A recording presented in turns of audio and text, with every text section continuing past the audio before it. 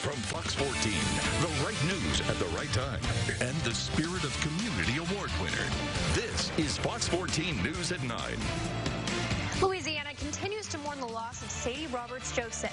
We'll have more on the man accused of her murder, as well as reaction from the community. And a church becomes prey to burglars. We'll tell you what was stolen and if police have named a suspect.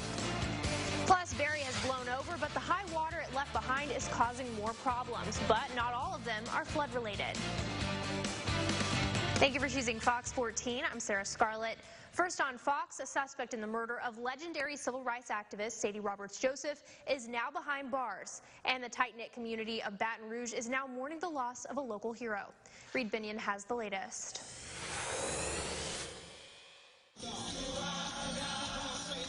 In the end, Sadie went home, doing what she loved to do, help people. A celebration of life, a life that many considered to be larger than life. We just got to pray, and then we got to do what Sadie wanted us to do, and that is come together in peace. The murder of 75-year-old civil rights activist Sadie Roberts Joseph, rocking the tight-knit community of Baton Rouge. Roberts Joseph, best known for founding the Baton Rouge African American Museum, was found dead in the trunk of a car, suffocated to death.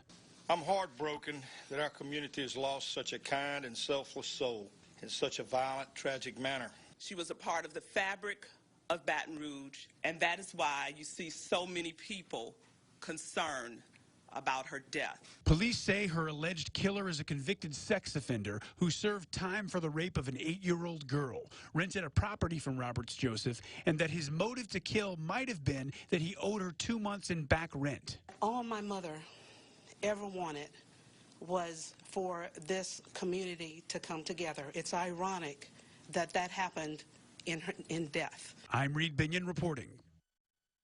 And people throughout the state continue to mourn the loss of the civil rights activist Sadie Roberts Joseph. Willie Hunter Jr., former state representative for District 17, sat down and spoke about her advocacy and the impact that she had on communities across the state and the nation. We were consistent and sometimes advocating for some of the same causes that related to African Americans, not just in the state of Louisiana, but all over the United States. Sadie Roberts Joseph was also the founder of the nonprofit organization Community Against Drugs and Violence. She was 75 years old. Here at home on the crime beat, West Monroe police have arrested a man they say tried to kill another by trying to shoot him in the head. It happened at A1 Mart on Coleman Avenue. 23-year-old DeAndre Boatner told police that he and the victim were arguing over a girl and started fighting. Boatner admitted firing a 9mm pistol in the air to scare the victim. However, police say surveillance video shows Boatner walking up to a group of people where the victim was, pistol in hand, pointing the gun at the victim's head and pulling the trigger. The victim was not hit. Police say the pistol in question had been reported stolen. Boatner's charged with attempted second-degree murder and illegal possession of a stolen firearm. A bloody fight between a father, son, and a woman landed 2 people behind bars. According to police, 49-year-old Joshua Avery pulled a knife on his son during an argument. The victim says the two began wrestling. At that time, 24-year-old Evelyn Truitt, whose relation to the father and son hasn't been identified, also pulled out a knife. Police say Avery and Truitt both admitted to having knives, but both denied stabbing the victim. Both were arrested and charged with aggravated battery. New at 9, a Union Parish church has been burglarized not just once, but twice in the past couple of weeks. Fox 14's Maya Hudgens is back from talking with the pastor and can give us some insight on what happened. Maya?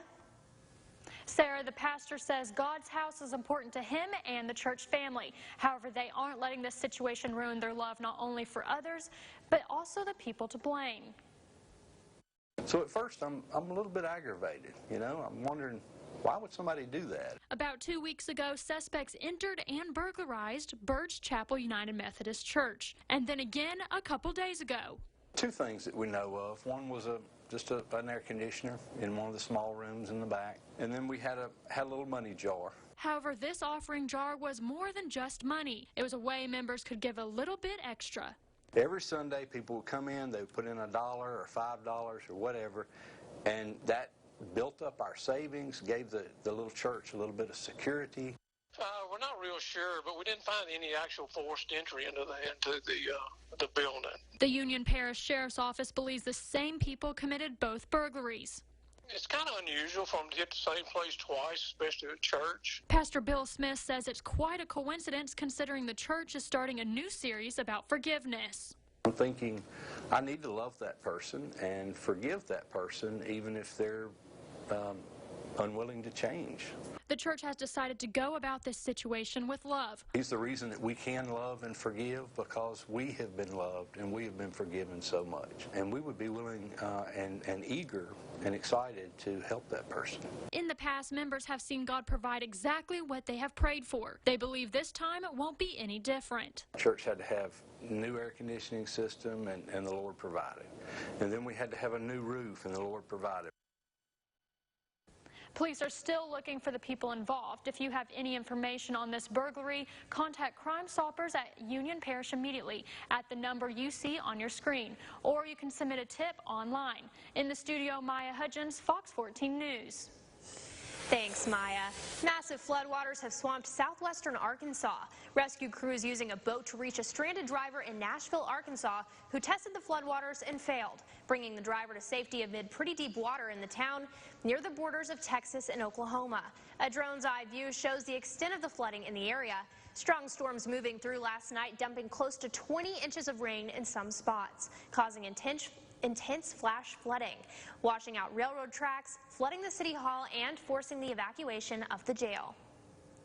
One neighborhood in the town of Vidalia is dealing with the aftermath of this weekend's heavy rainfall, which includes unwanted wildlife in their front yards. Fox 14's Isabel Albritton visited Vidalia to see it for herself. From Alabama Street to Riverside Street, residents in Vidalia have been dealing with their lawns being underwater for years. We have had a backup issue with what's called the slough area here in Vidalia, Louisiana. It's really not uncommon, but this year was extreme. Gardner says it's been 6 months since the last time the area was completely dry. And actually where we're standing right now, all of this was underwater. And Barry didn't do them any favors during its visit this past weekend. Gardner says he and his neighbors have come across multiple alligators and snakes on their lawns in the last few days. We have never seen them just crawling everywhere and out in the open. The town council has been working on a solution for the drainage system in the neighborhood, but have not come to an agreement. It takes help. I know I'm on the council and I'm only one vote and one voice, but our residents here shouldn't have to suffer with not being able to come out their yards because of the water backup drainage that we should have been rectified years ago. The Vidalia Police Department has been notified and are asking locals to call the station rather than taking matters into their own hands. Because these animals are very dangerous. So please be cautious and careful when it comes if you see one of these alligators running loose. In Vidalia, Isabel Albritton, Fox 14 News. The Vidalia Town Council meets next week to figure out a way to speed up the process to fix the drainage system.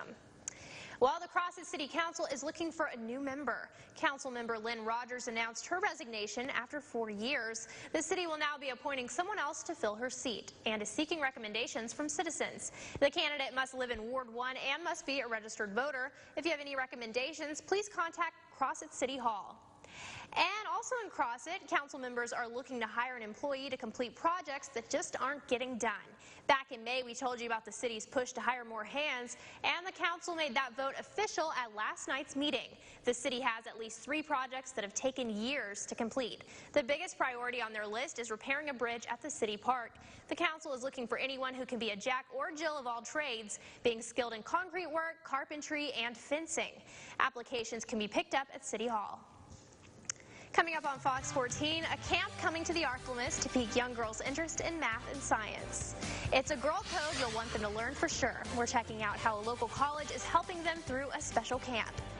And have you ever wondered why there are more men in math-based careers? Well, the answer may surprise you. All that and more is up next on Fox 14 News at 9.